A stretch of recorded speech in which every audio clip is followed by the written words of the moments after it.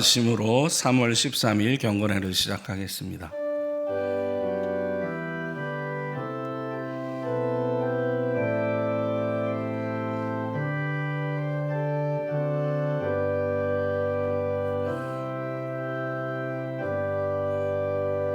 복음에는 하나님의 의가 나타나서 믿음으로 믿음에 이르게 하나니 기록된 바 오직 의인은 믿음으로 말미암아 살리라 함과 같으니라. 아멘. 사도신경으로 우리의 신앙을 고백합니다.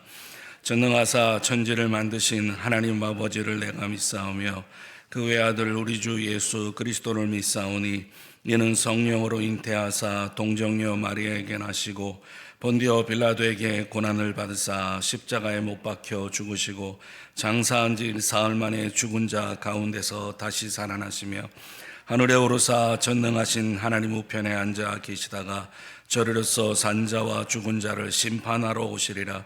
성령을 믿사오며 거룩한 공회와 성도가 서로 교통하는 것과 죄를 사하여 주시는 것과 몸이 다시 사는 것과 영원히 사는 것을 믿사옵나이다. 아멘. 찬송가 436장입니다.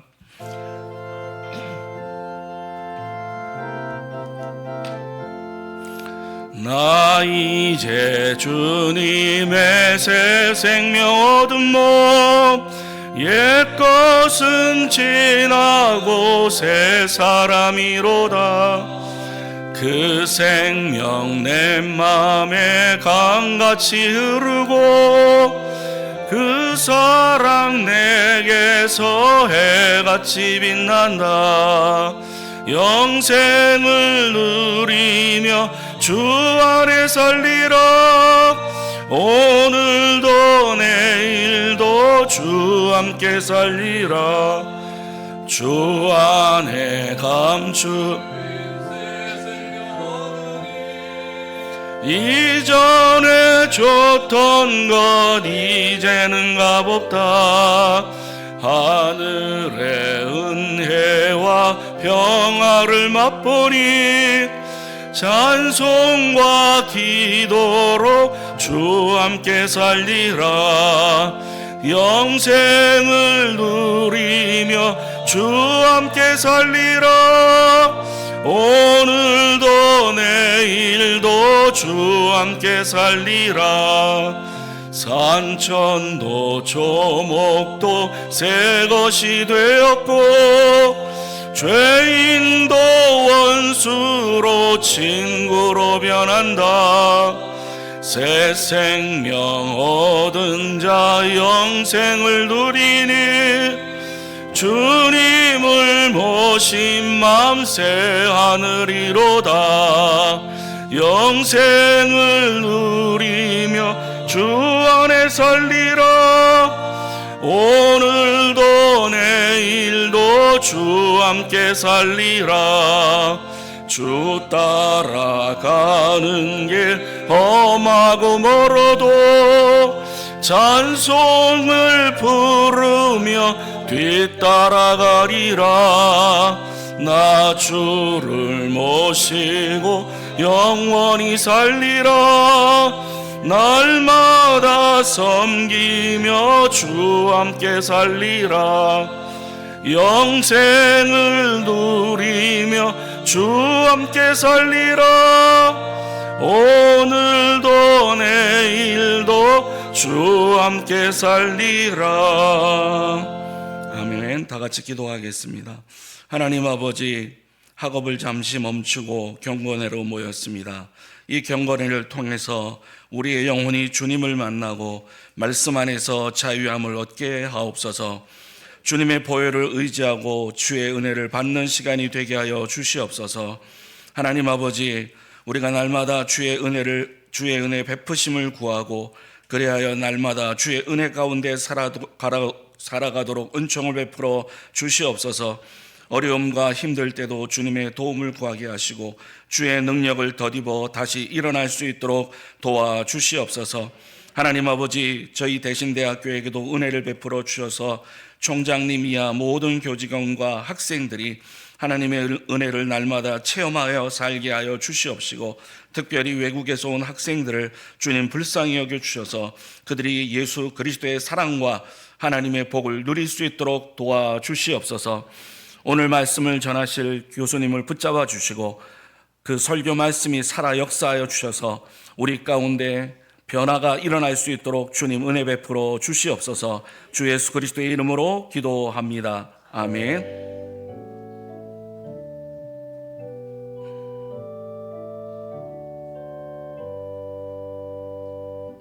하나님의 말씀은 고린도전서 6장 12절에서 20절입니다. 고린도전서 6장 12절에서 20절 한 절씩 교독하고 마지막 절 같이 읽도록 하겠습니다. 12절을 제가 먼저 읽습니다. 모든 것이 내게 가하나 다 유익한 것이 아니요 모든 것이 내게 가하나 내가 무엇에든지 얽매이지 아니하리라.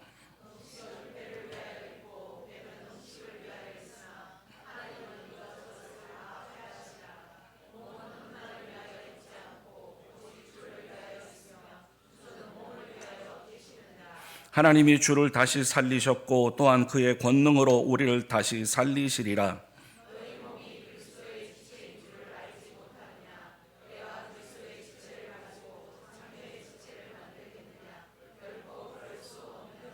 창녀와 합하는 자는 그와 한 몸인 줄 알지 못하느냐. 일러스되 둘이 한 육체가 된다 하셨나니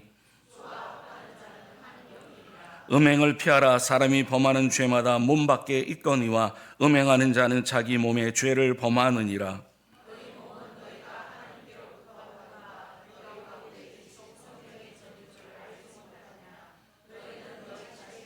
다 같이 읽겠습니다. 값으로 산 것이 되었으니 그런즉 너희 몸으로 하나님께 영광을 돌리라. 아멘. 오늘 설교해 주실 목사님은 서상진 목사님이십니다. 설교를 부탁드린 이유는 이번 학기부터 우리 학부에서 교수님으로 사역을 하시는데 여러분이 누구신지는 알아야 될 것 같아서 부탁을 드렸습니다. 학부에서 이번 학기에 종교개혁 관련 과목을 강의하십니다. 학교에서 보시면 누구신가 하지 마시고 교수님이시니까 반갑게 인사하시기 바랍니다. 나오실 때 박수로 환영하겠습니다.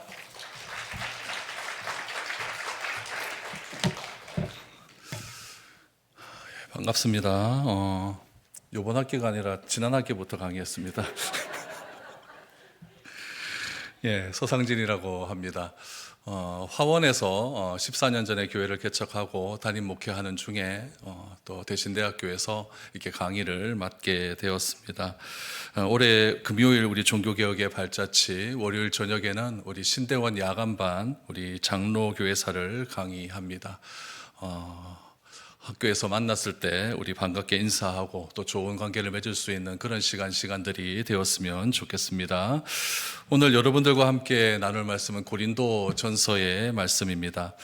바울에 의해서 고린도에 교회가 세워지게 됩니다. 고린도는 당시에 가장 타락하고 음란한 도시로 알려져 있었습니다. 타락과 음란의 배경에는 그 고린도라고 하는 지역의 부유함과 또 경제적인 부유함 또한 우상을 섬기는 환경 때문에 그렇습니다. 고린도라는 도시가 타락함과 음란함이 많았기 때문에 고린도 사람처럼 살아간다라고 하는 표현으로 고린티아 조마이라고 하는 말이 그 당시에 많이 유행을 했습니다. 그래서 음란한 사람을 보면 고린티아 조마이라고 이야기를 한 거죠. 고린도 사람 같다라고 하는 말을 많이 사용했습니다. 1세기의 고린도, 그때의 상황을 보면 타락의 정도가 굉장히 심했다고 전해지고 있습니다. 당시 고린도의 아프로디테 신전에서는 1000명이나 되는 창녀가 있었습니다. 그 창녀들로 하여금 함께 성관계를 맺고 또 성적인 매매와 또 예배가 함께 이루어지는 그런 곳이 아프로디테 신전이었습니다. 그 고린도에는 동성애도 많았고 남자 창기들도 굉장히 많이 있었습니다. 이런 도시에 하나님의 귀한 뜻을 받은 바울이 교회를 세웠습니다. 왜냐하면 타락한 도시에도 교회가 필요하기 때문에 그렇습니다. 왜 대구 땅에도 교회는 계속적으로 개척되어야 되고 교회가 지속적으로 세워져야 할까요? 그것은 시대가 타락했기 때문에 그렇습니다.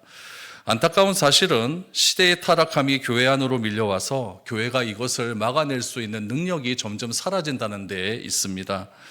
고린도전서 5장 말씀에 보면 고린도 교회의 타락함을 이야기하고 있는데, 고린도전서 5장에 도덕적 해이함이 굉장히 커졌다는 사실이 무엇으로 나타나냐면은 계모와 불륜을 일으키는 사건이 교회 안에도 일어나게 된 것이죠.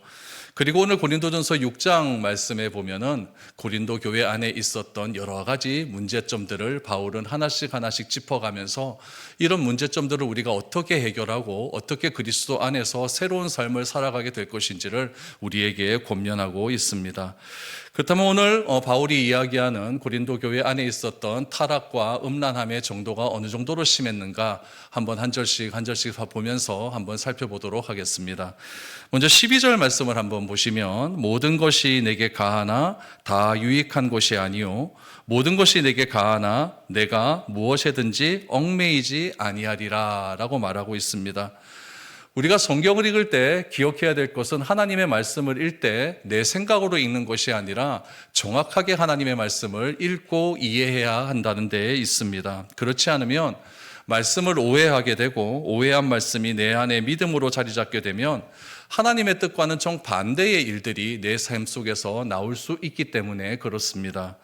오늘 12절 말씀에 보니까 모든 것이 내게 가하다라고 말하죠. 모든 것이 내게 옳다라고 하는 그런 의미가 담겨 있습니다. 모든 것이 내게 가하다라고 먼저 선행을 해버리니까 이 말에 대한 오해가 점점 나오기 시작을 합니다.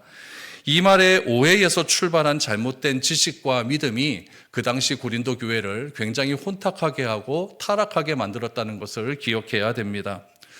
당시 고린도 교회는 유대 지역에서 넘어왔던 디아스포라 유대인들과 고린도 지역에 살았던 헬라파 유대인들이 바울로부터 복음을 듣고 그렇게 교회 공동체를 유지하며 살았습니다. 근데 기억해야 될 것은 무엇이냐면은 내가 복음을 듣고 예수를 그리스도라고 믿었다고 해서 그 믿는 순간부터 내가 갑자기 변화되는 삶을 살아가는 것은 아닙니다. 내가 예수를 믿고 교회 안에 한 공동체의 일원이 된 이후에 내가 지속적으로 하나님을 알아가고 하나님에 대한 그런 바른 믿음과 바른 신앙생활을 통하여서 나의 삶이 조금씩 변화되어 가는 것이지, 예수를 믿는다고 단번에 그 다음 날부터 내가 하나님의 사람으로 그리스도인으로 완전히 바뀌는 것은 아니라는 뜻입니다. 오늘 본문 말씀에 모든 것이 내게 가하다라고 하는 말씀의 오해가 여기서부터 출발을 한다는 이야기입니다. 모든 것이 내게 가하다라고 하는 말은 교회 안에서 내가 신앙이 성숙한 것처럼, 마음이 넓은 사람인 것처럼 자기를 합리화하는 그런 도구로 사용하기 시작을 한 것입니다. 특히 이런 사고가 일어난 데에는 당시 그리스 헬라 철학의 영향이 굉장히 많았습니다. 당시 그리스 헬라 철학에 어떤 영향이 있었냐면 이원론적 사고가 있었다는 이야기죠. 몸은 악하고 영은 선하다라고 하는 이런 이원론적인 사고가 있었습니다. 몸은 악하고 영은 선하다라고 하는 이런 개념에서 출발한 것이 기독 가연설 아니겠습니까? 예수님께서 이 땅에 사람의 몸을 입고 이 땅에 오셨는데 하나님의 영이신 그 예수께서 어떻게 악한 육체를 입고 이 땅에 오셨는가에 대한 그런 의문들이 교회 안에 굉장히 많이 있었다라는 이야기죠. 영은 선한데 몸이 악합니다. 그러면은 그 영이 선한 영을 몸에서 탈출시키는 방법은 무엇밖에 없겠습니까? 그것은 바로 죽음밖에 없는 것이죠. 내가 마음껏 살다가 내 마음대로 살다가 죽어버리면 가장 좋은 형태의 선을 행하는 그런 일들이 일어나게 되는 것이겠죠. 그래서 영혼만 구원받으면 된다라고 생각하는 사조가 그 당시에 굉장히 많이 있었던 철학적인 사고였습니다. 그래서 영혼이 구원을 받았기 때문에 몸은 어떻게 살아도 된다라고 하는 그런 생각들이 많이 있었죠. 이런 생각이 결국 교회에까지 영향을 미치게 되는 것입니다. 구원을 받았기 때문에 구원 이후의 나의 삶은 엉망으로 살아도 괜찮다라고 하는 생각이 있는 것이죠. 그런 생각 속에서 말하는 겁니다. 모든 것이 가하다라는 이야기죠. 내가 구원을 받았다고 한다면 구원받은 자로서의 삶의 모습 속에서 구원받은 증거가 드러나야 할 것인데, 모든 것이 가하다라고 하는 말 속에서는 몸은 악하고 영은 선하기 때문에 몸은 마음대로 살아도 되는 것이죠. 마음대로 살아도 되는 그 몸을 가리켜서 모든 것이 가하다, 내가 아무렇게나 살아도 된다. 왜요? 영은 구원받았기 때문이다 라고 하는 그런 논리가 적용이 되는 것이죠. 이런 이원론적인 철학적인 생각과 이 철학적인 생각들이 교회의 침범함을 통하여서 그리스도인을 향해 바울은 모든 것이 다 옳다고 하지만은 그 옳은 것이 다 유익한 것은 아니다라고 분명하게 지적을 하고 있습니다. 여러분, 모든 것을 내가 다 할 수 있습니다. 그렇다고 그것이 다 옳은 것일까요? 모든 사람을 품을 수 있다고 해서 여러분 그 품는 것이 다 옳은 일이겠습니까? 모든 옳다고 하는 것은 신앙과 몸에 진짜 유익한지 안 한지를 먼저 우리가 생각을 해 보아야 하는 것입니다. 모든 것이 가하다, 옳다고 하는 것은 자유와 방종을 오해하지 말아야 한다는 그런 의미로도 해석이 될 수 있는 겁니다. 자유와 방종을 오해하게 되면 여러분 신앙생활에 아무런 도움이 되지 않습니다. 그렇다면 모든 것이 가하다라고 했을 때 그 자유, 모든 것이 가하다라고 했을 때 그 방종, 그 자유와 방종은 어떤 의미를 가지고 있을까요? 인문학에서는, 철학에서는 자유를 어떻게 해석하고 있냐면은 선택할 수 있는 능력이며 선택에 책임을 질 수 있는 상태, 이것이 자유라고 이야기를 합니다. 그럼 성경은 자유를 어떻게 이야기할까요? 여기서 한 걸음 더 나아가게 됩니다. 성경에서는 자유를 하나님 안에서 선을 행할 수 있는 능력이라고 이야기하고 있습니다. 그럼 방종은 무엇일까요? 방종이란 기준을 거부하고 결과에 대한 책임을 회피하며 욕망과 충동적인 행동을 하는 상태가 방종이라고 이야기할 수가 있습니다. 그래서 내 마음대로 자유라고 하는 이름을 반복을 하게 되면 이런 반복은 습관이 되고 습관은 내가 추구했던 자유를 다 빼앗아가 버리는 그런 안 좋은 상태가 되고 마는 것이죠. 어떤 사람이 술을 마십니다. 그러나 욕망과 충동으로 마신 결과는 결국 중독자가 되고 마는 것입니다. 죽도록 일하면 여러분 워커홀릭에 빠지게 됩니다. 일 중독에 빠지게 되는 것이죠. 그래서 내 존재의 의미를 오로지 어디서만 찾게 되냐면 일에서만 찾게 됩니다. 일 중독에 걸리게 되면 어떤 결과가 일어나게 되냐면은 나와 같이 일하고 있는 동료, 직장 동료를 수단으로 사용하게 됩니다.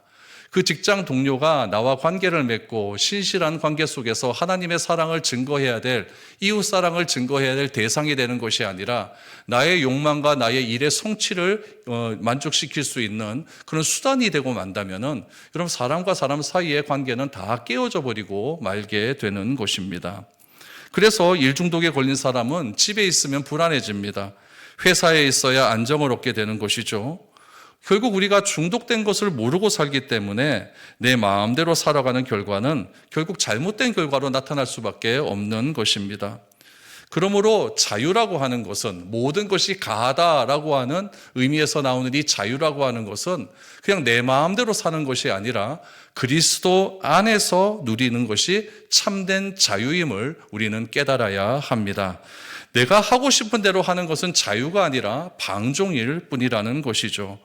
그렇다면 결국 이 자유와 방종이 결국 구분되지 못한 상태에서 교회에서 내가 사역을 하게 된다면 절대되지 못한 자유는 결국 내가 속한 교회 공동체를 잘못된 길로 끌고 갈 수밖에 없는 그런 일들이 일어날 수 있는 것입니다.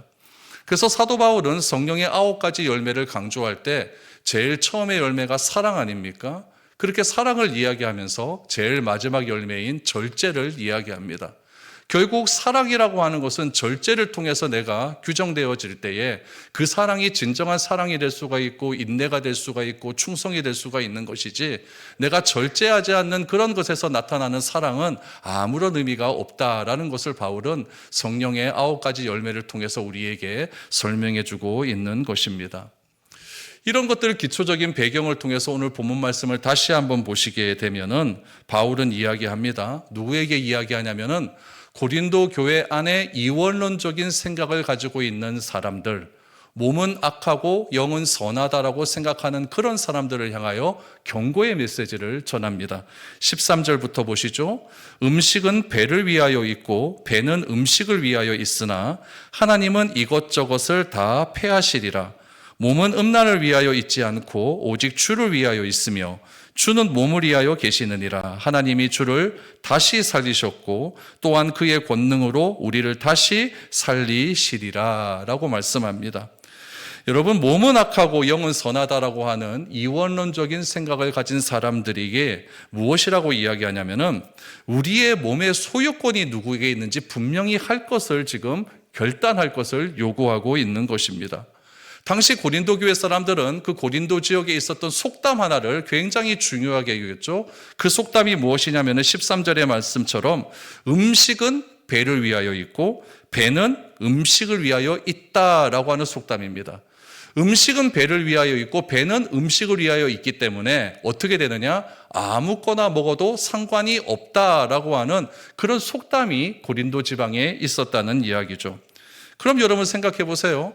음식이 배를 위하여 있습니다. 그러면 아무리 음식을 많이 먹어도 상관이 없다는 이야기죠. 탐식도 상관이 없다라는 이야기가 되는 겁니다. 결국 이 속담은 무엇이겠습니까? 이런 속담을 인용을 해서 모든 것이 가하다라고 하는 말을 이용하는 것은 무엇이겠습니까? 내가 많이 먹는 것을 합리화하기 위한 도구로서 이렇게 이야기를 하는 것이겠죠. 고린도 사람은 여기에서 한 걸음 더 나아가서 우리의 몸에 대한 성적인 충동도 이렇게 이야기를 하죠. 우리의 몸도 성적인 욕구만을 위하여서 존재한다라고 이야기합니다. 왜 이런 이야기를 할까요? 아프로디테 신전에는 1000명의 창기들이 있었기 때문에 그 창기들과 내 몸을 썩는 것 자체를 그것 또한 합리화하기 위한 수단으로 만들기 위해서입니다. 그래서 바울은 이야기하죠. 배와 몸을 같은 의미로 생각해서는 안 된다라는 것을 분명하게 지적하고 있는 것입니다. 우리의 몸은요, 음란을 위해서 있는 것이 아닙니다. 나의 배는 단지 배불리기 위해서 그렇게 있는 것이 아니라는 것을 이야기하고 있는 것이죠. 그 당시의 사람은 몸은 음식을 음란을 위해서 있고 음식은 배를 위해서 있다. 이것 또한 가하다라고 생각하는 사람들에게 바울은 이것이 잘못되었다라는 점을 분명하게 언급하고 있는 것입니다. 여러분, 왜 이런 일들이 일어나게 될까요? 이유는 딱 하나입니다.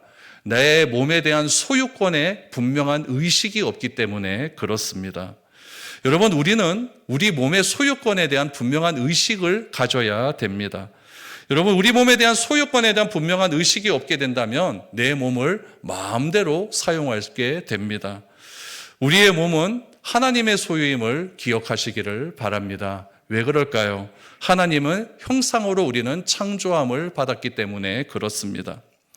예를 들면 이런 것이겠죠. 내가 어떤 한 책을 썼어요. 그 책 안에 여러 가지 내용들이 있습니다. 그 책에는요, 내 사상과 내 가치관과 내 생각들이 다 담겨져 있습니다. 그러면 그 책은 누구의 것일까요? 저자인 나의 것 아니겠습니까? 근데 그 책이 출간이 되었습니다. 출간이 되고 난 다음에 어떤 사람이 그 책을 구입을 하게 되었죠. 그 책을 구입하게 되었다고 한다면 그 책은 자기 것이 많습니다. 왜냐하면 돈을 주고 샀기 때문에 그렇겠죠. 그렇다면 그 책 안에 있는 내용은 누구의 것일까요? 그것은 내 것이 아닙니다. 그 책 안에 있는 내용은 누구의 것이냐? 저자의 것이겠죠.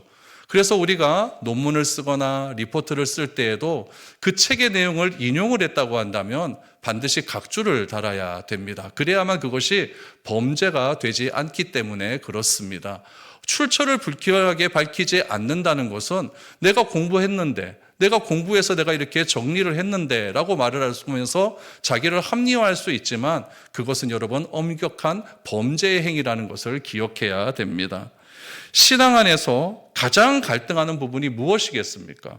내 인생은 나의 소유가 아니라고 하는 점에 있습니다. 내 몸도 내 소유가 아닙니다. 내 몸과 내 인생이 내 소유가 아니라고 하는 사실에서 벗어나지 못한다고 한다면 우리는 계속해서 신앙생활을 하는데 갈등할 수밖에 없습니다. 하나님은 A라고 하는 지점에서 자꾸 A라고 하는 사역을 하라고 하는데 나는 내 몸과 내 모든 생각이 B라고 하는 내 것이기 때문에 나는 B라고 하는 쪽으로 자꾸 가게 되는 것이죠. 그러다 보면 사역에 엇박자가 일어나게 되는 것이고 사역의 결과도 좋지 않게 나타날 수밖에 없는 겁니다. 그런 이후에 하나님에 대한 원망과 불평은 다 쏟아내고 말죠. 내 것을 내 것이라고 주장하기 때문에 그렇다는 이야기입니다. 여러분, 구원이란 무엇입니까? 구원이란 내가 단순히 죽어서 천국 가는 것만을 의미하지 않습니다. 구원이란 내 것에서 풀려나는 것이 구원입니다. 그래서 바울은 우리에게 이렇게 이야기합니다. 예수 그리스도께서 십자가에서 죽으신 이유는 더 이상 나를 위해서 살아가는 것이 아니라 나를 위하여서 십자가에 죽으시고 부활하신 그분을 위하여 살아가기 위해서 예수님은 십자가에서 죽으셨다라고 말씀을 하고 있고, 그 말씀 이후에 나오는 것이 그렇기 때문에 우리는 새로운 피조물이 되었음을 강조하고 있는 겁니다. 내가 나에서 풀려나지 못한 인생은 절대로 새로운 피조물이 될 수가 없는 것입니다. 내 인생은 내 것이 아니라, 나의 몸은 내 것이 아니라 살아계신 하나님의 것임을 기억해야 됩니다. 그래서 이사야 43장 1절 말씀에 보면은 너는 내 것이라 라고 말씀하고 있지 않습니까?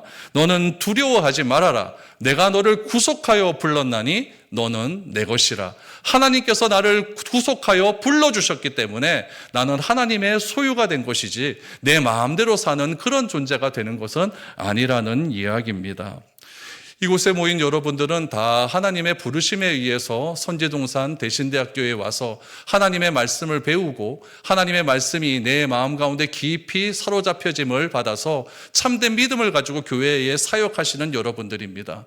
그런 우리 사역자들이 내 몸을 내 것이라고 생각하는 그 순간 나의 사역은 내 사역이 되고 마는 겁니다. 여러분, 내 사역이 아니라 하나님의 사역임을 기억할 수 있기를 바랍니다.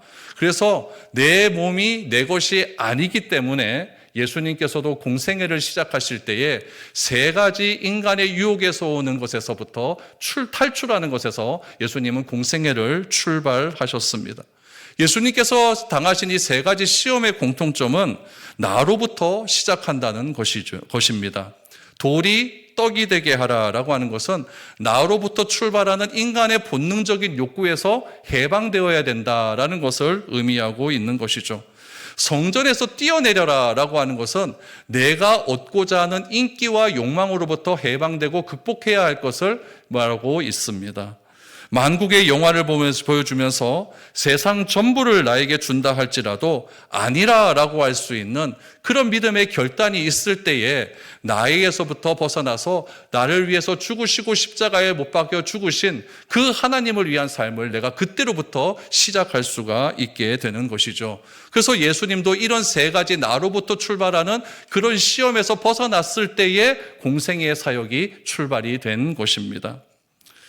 근데 우리가 신앙생활을 하고 내가 사역을 함에 있어서 내가 세상의 것을 더 소유하기 위해 신앙생활을 한다면 그것은 굉장히 큰 착각일 수 있습니다. 내 것이 없다는 사실을 깨닫고 내가 무엇인가를 소유했다 할지라도 그 소유권은 하나님께 있다라고 인정하고 살아가는 인생이야말로 내가 진정한 인생이고, 이러한 결단이 있을 때 내 신앙생활에서 더 이상 큰 갈등은 해방될 수 있는 것입니다. 그래서 바울은 로마서 6장 13절 말씀에서 이렇게 고백을 합니다.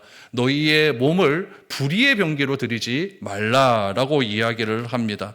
너희의 지체를 불의의 무기로 죄에게 내어주지 말고 너희 자신을 죽은 자 가운데서 다시 살아난 자와 같이 하나님께 드리며 너희 지체를 의의 무기로 드릴 것을 우리에게 권면하고 있는 것입니다. 나를 죽은 자 가운데서 다시 살아난 자가 한다면 내가 하나님의 은혜에 의해서 내가 죽었다가 다시 살아난 부활한 존재임을 믿는다고 한다면 부활한 사람처럼 이 세상에 나를 내주지 말고 하나님께 내어주어 내가 의의 병기가 된 그런 삶을 살아가는 것이야말로 참된 그리스도인 구원받은 자의 삶임을 성경은 우리에게 계속해서 강조하고 있는 것입니다. 이처럼 우리 몸을 하나님의 소유, 하나님의 소유권을 인정하게 된다면 나의 몸을 함부로 사용하지 못하게 됩니다. 오늘 본문 말씀 15절 이하를 보시면 너희 몸이 그리스도의 지체인 줄을 알지 못하느냐? 내가 그리스도의 지체를 가지고 창녀의 지체를 만들겠느냐? 결코 그럴 수 없느니라. 창녀와 합하는 자는 그와 한 몸인 줄을 알지 못하느냐? 일러스되 둘이 한 육체가 된다 하셨나니 주와 합하는 자는 한 영이니라 라고 이야기를 합니다. 몸은 악하기 때문에 마음대로 사용해도 된다라고 하는 이원론자를 향하여서 바울은 분명하게 이야기하고 있습니다. 너희 몸을, 너희 거룩한 몸을, 하나님의 소유권이 된 우리의 몸을 창녀와 합하면 안 된다고 분명히 이야기하고 있는 것이죠. 우리의 몸이 그리스도의 지체임을 인정한다고 한다면 결코 다른 곳에 우리 몸을 함부로 사용해서는 안 된다는 사실을 강조하고 있는 것입니다. 그래서 창녀와 합하는 자는 그와 한 몸인 줄을 알지 못하느냐라고 말을 하면서 우리의 몸을 함부로 성욕에 빠뜨리고 잘못된 음행에 사용되는 것을 바울은 분명하게 경고하고 있는 것입니다. 그럼 우리가 이렇게 얘기하겠죠. 나는 그렇게 안 하는데, 나는 창녀들과 함께하지 않는데 라고 말을 할 수 있습니다. 그러나 여러분 1세기 때 이런 일이 있었다는 이야기죠. 그럼 오늘날 우리는 어떻게 적용할 수가 있을까요? 예수님은 산상수훈에서 마음속에 누군가를 품는 그 자가 간음한 자라고 말씀하고 있는 겁니다. 그러므로 우리의 소유권을 분명히 할 때에 이런 모든 유혹에서 벗어날 수가 있고, 이런 모든 유혹에서 벗어날 수 있는 방법은 나의 힘과 나의 의지가 아니라 오로지 성령 하나님의 놀라운 능력으로 말미암아 내가 그렇게 할 수 있다는 사실을 우리가 분명히 고백해야 됩니다. 그런데 여러분 이것이 잘 안 됩니다. 잘 안 돼요. 저도 잘 안 되고 여러분도 잘 안 될 겁니다.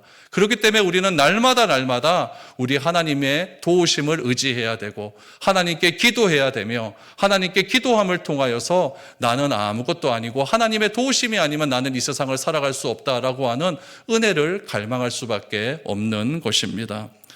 18절 말씀에 보면 그래서 이렇게 이야기하죠. 음행을 피할 것을 이야기하고 있습니다. 이 세상은 다양한 죄가 있죠. 사기도 있고 또한 살인도 있고 절도 많은 죄가 있습니다. 이런 죄는 내 몸 밖에서 일어나는 죄라고 할 수가 있는 것이겠죠. 그러나 성경은 음행을 내 몸 안에 있는 죄라고 분명히 이야기하고 있습니다.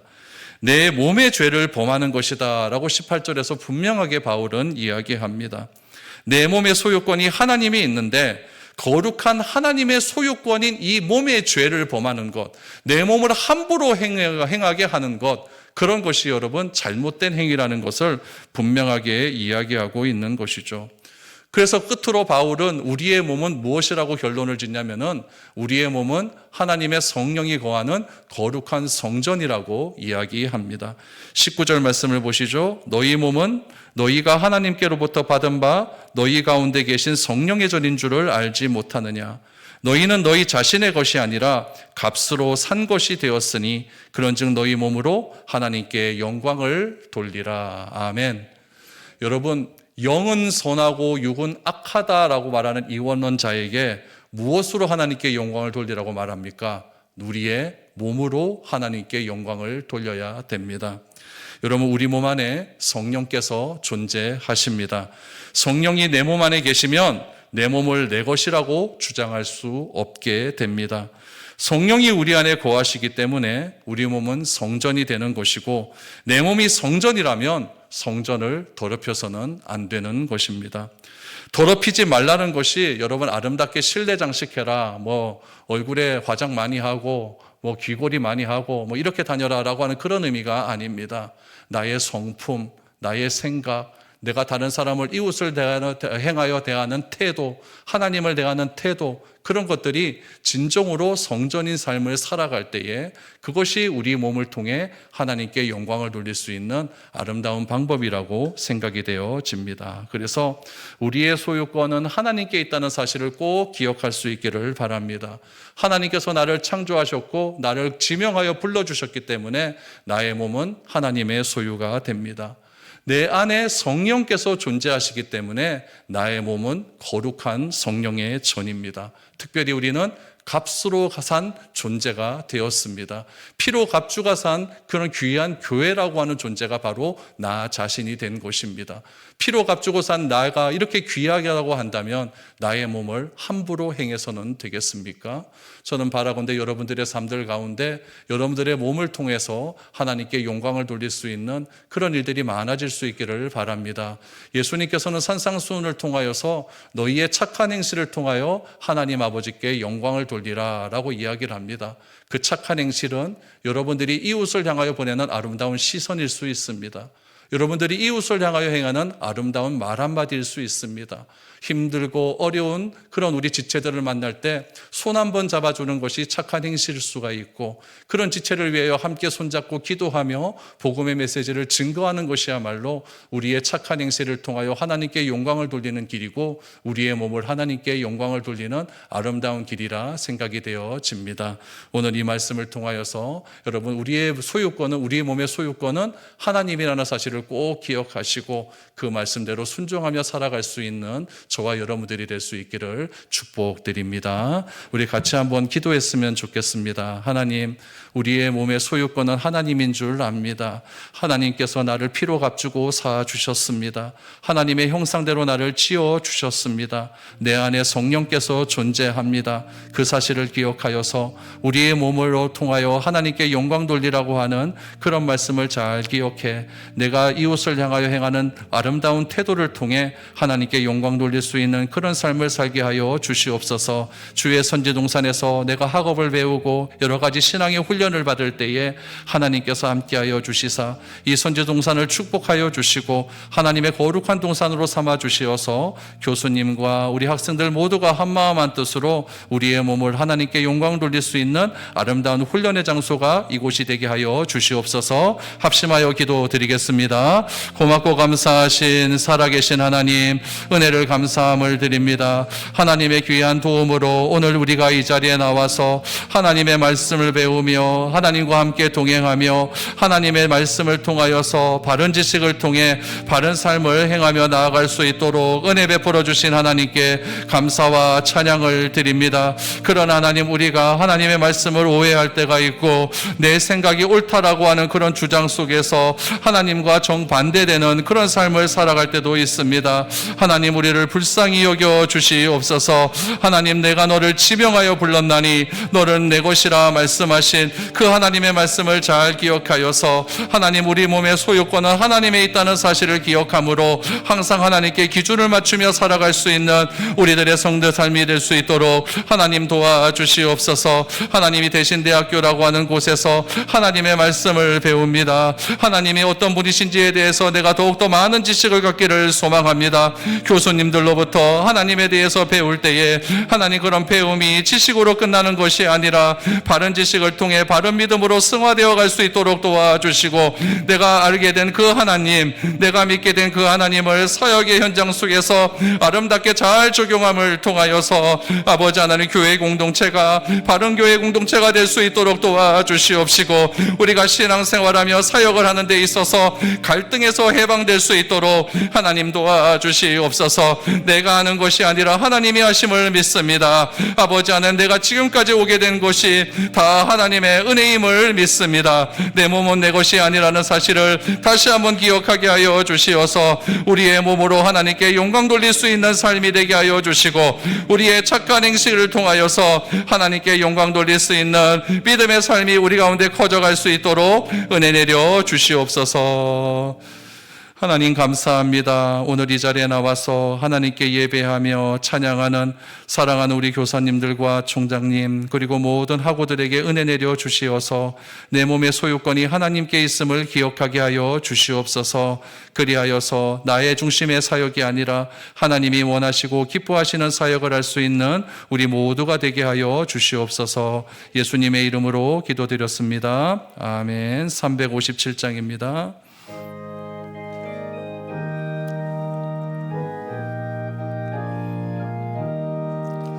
주 믿는 사람 일어나 다 힘을 합하여 이 세상 모든 마귀를 다 쳐서 멸하세. 저 앞에 오는 적군을 다 싸워 이겨라. 주 예수 믿는 힘으로 온 세상 이기네. 믿음 이기네. 믿음 이기네. 주 예수를 믿음이 온 세상 이기네. 온 인류 마귀 계율로 큰 죄에 빠 가지니 진리로 띠를 띠고서 늘 기도드리세 참 믿고 의지하면서 겁없이 나갈 때 주 예수 믿는 힘으로 온 세상 이기네 믿음이 이기네 믿음이 이기네 주 예수를 믿음이 온 세상 이기네 끝까지 이긴 자에게 흰옷을 짚히고 또 영생 복을 주시니 참 기쁜 일일세 이 어두운 세상 지나서 저 천성 가도록 주 예수 믿는 힘으로 온 세상 이기네 믿음이 이기네 믿음이 이기네 주 예수를 믿음이 온 세상 이기네 기도하겠습니다.